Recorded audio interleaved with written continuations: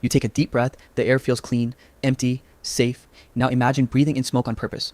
Not because you're cold, not because there's a fire nearby, but because you want to. It feels like a modern habit.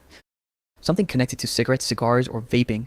But the strange truth is that humans were breathing smoke long before they built cities, long before they invented writing, and even before many of the things you think of as civilization. For thousands of years, smoke was more than just smoke. It was medicine. It was a ritual. It was a way to speak with the unseen.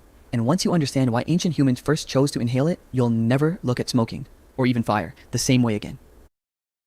If you could travel back 20,000 years, you wouldn't find anyone lighting a cigarette. There were no tobacco farms, no pipes, no matches, no corner stores selling packs. But you would find something much more important. Fire. Fire changed everything. It kept predators away. It cooked food, it gave light after sunset, and every single evening people gathered around it. For hours.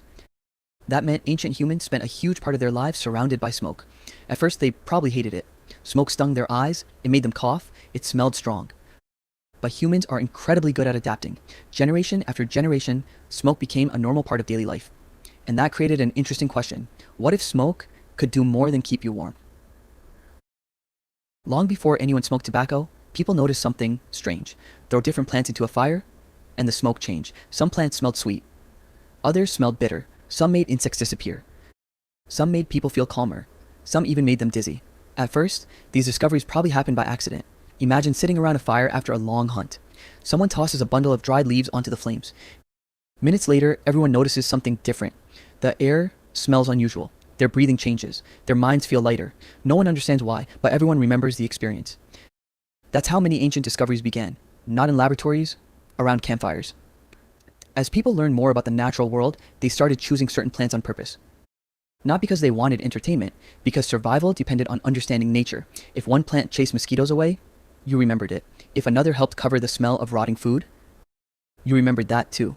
Over hundreds of years, knowledge like this spread from one generation to the next. Parents taught children, elders taught hunters. Nothing was written down. Everything lived in memory.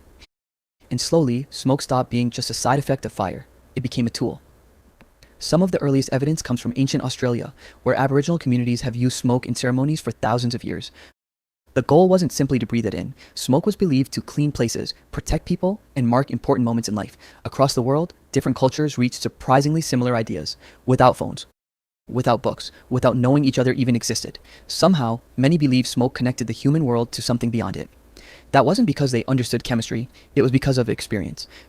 Smoke changed how people felt, and anything powerful enough to change a mind quickly became part of culture. But this still wasn't smoking the way we imagine it today. No one was carrying a pipe everywhere they went. No one was addicted to nicotine. That change would come much later, and it would begin with a single plant growing on the other side of the world. That plant was tobacco. Long before it reached Europe, it grew naturally across the Americas. For thousands of years, many indigenous communities knew exactly what it could do, but they didn't treat it the way people do today. Tobacco was valuable. It wasn't something to use every hour of the day. It appeared during ceremonies, healing rituals, important meetings, and moments people believed carried special meaning. In many places, using tobacco was an event, not a habit. The smoke itself became part of the experience. As it rose into the sky, some believed it carried prayers. Others believed it helped people focus, reflect, or prepare for difficult decisions. Whether those beliefs were spiritually true wasn't the point. The important thing was that tobacco changed how people felt. And humans have always paid attention to anything that changes the mind. Then something happened that changed smoking forever. In 1492, Christopher Columbus arrived in the Americas. His crew saw indigenous people holding rolled leaves that produced smoke. To Europeans, it looked completely unfamiliar. Some sailors even brought dried tobacco leaves back across the Atlantic. At first, many Europeans thought tobacco was a kind of medicine. Doctors claimed it could help headaches. Some believed it eased pain. Others thought it protected people from disease.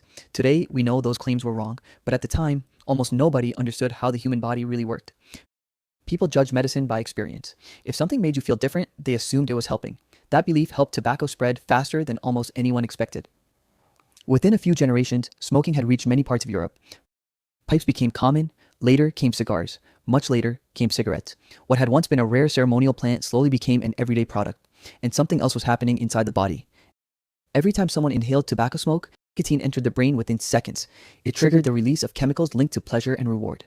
The feeling didn't last long, but the brain remembered it, so it wanted the experience again. And again, without understanding neuroscience, people had discovered one of the most addictive plants on Earth. This is what makes the story so surprising. Ancient humans didn't begin with addiction. They began with curiosity. They experimented with plants. They watched nature carefully. They shared what they learned. Over thousands of years, one plant slowly changed from a sacred object into a global habit. Except there was one final twist. If humans had never learned to control fire hundreds of thousands of years earlier, none of this could have happened at all. Think about the chain of events. First, humans learned to control fire.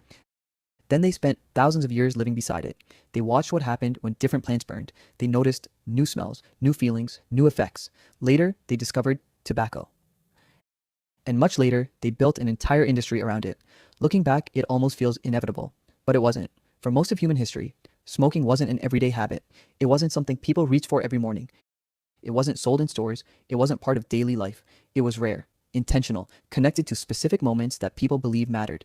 That changed only after tobacco became something people could grow, trade, and sell on a massive scale. What had once been limited suddenly became available almost everywhere. And when something that affects the human brain becomes cheap and easy to get, human behavior changes with it. Not because people suddenly became weaker, because the environment changed. This pattern appears again and again throughout history. Humans discover something useful. They use it carefully. Over time, it becomes easier to produce, more common, more convenient. Eventually, it becomes part of everyday life.